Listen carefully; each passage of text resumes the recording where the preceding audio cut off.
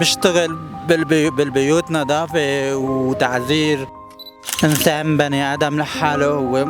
معلش طول بالك، الله يرحمهم وما تزعل. مرحبا، أهلا وسهلا فيك. عرفني بحضرتك. أنا اسمي حسين من حلب. حسين، قد ايه عمرك؟ عمري بيجي 31 سنة. يا جماعة أنا اليوم بالحديقة السبكي عم صور، ووقفني حسين وقال لي حابب إني أحكي لك قصتي، وضعي كتير صعب. خلينا نسمع قصة حسين ونشوف شو وضعه. شو قصتك يا حسين؟ شو حابب تقول؟ هلا بدي عايشة لحالي، فهمت علي؟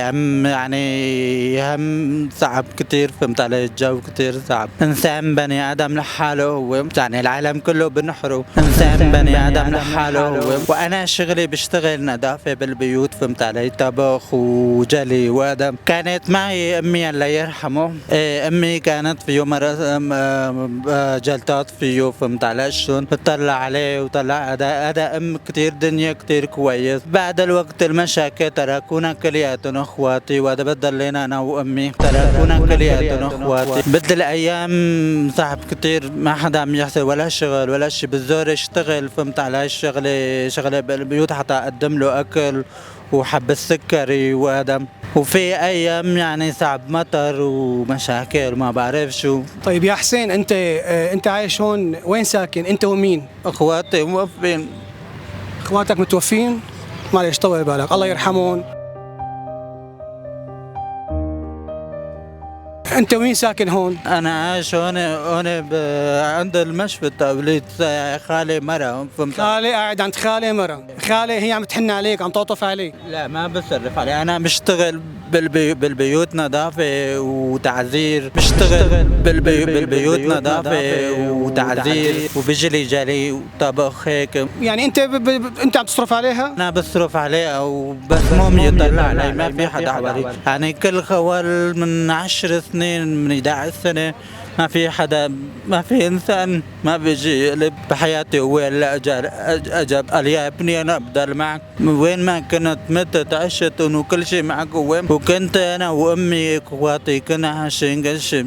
راحوا وعافوني من اجري، مالي شايفهم. امك هلا واخواتك وين؟ اخواتي بالحلب وفوا كانت بنايم نزلوا عليهم. حلب وفوا كانت بنايم نزلوا عليهم. المشكلة يعني مصروف صعب هو، فهمت علي شلون؟ يعني بشتغل بالبيوت على حسب المدام يعطينا، ومدام طيبة الحمد لله رب العالمين. حسين، انت بتعاني شي من مشاكل صحية؟ عندك شي مشاكل صحية؟ لا، انا مالي مريض، بس من هون ما بسمع، هون سمعي خفيفة. يعني حسين عنده مشاكل بالسمع، حسين وضعه المادي سيء جدا، حسين فاقد أهله، حسين عايش عند مرة عم يقدم له مقابل إنه ينام عندها، مرة مثل أمه معتبرة. حسين وقفني، يبدو إنه بده مساعدة، صح؟ المشكلة إنسان ما فيه سمع، ما بيعرفوا يعني حدا إنه ما بسمع. بتقولوا شغلة كذب. الدكتور بالمشفى قال إنه هذا شخص ما بسمع، لأنه هذا شخص ما بسمع.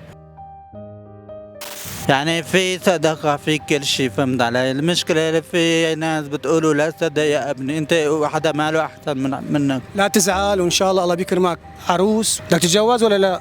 انا مالي مجوز عدابي، انا شكلي طبيعي هيك من خلقة رب العالمين. ان شاء الله بيبعث له عروس لحسين، وبيسكن هو وياها وبيتسلوا مع بعض، واول واحد رح يجي يصور لك العرس انا. منيح؟ الله يخلي عمرك يا رب، جاء النبي. الله يسلمك. يلي بيقدر يساعد حسين هو موجود بحديقة السبكي، نحن رح ناخذ رقمه ونخليه عنا اذا حدا حكى معنا.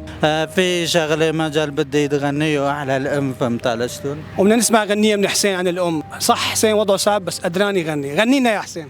وين ضيعتني يا حسين، اشوف عيوني، شوفك عيوني. صوتك حلو وبتمنى لك التوفيق، بتمنى لك التوفيق والسعاده بحياتك، والله يبعث لك حناين يساعدوك ويوقفوا معك، وان شاء الله ما بتكون وحيد، ونحن اخواتك ونحن معك، وساعد غيرك وكتر خيرك. واحلى تحيه لاحلى حسين. الله يسلم حبيبي حسين، يبعثك ايام احسن يا رب. الله يدر اولادكم.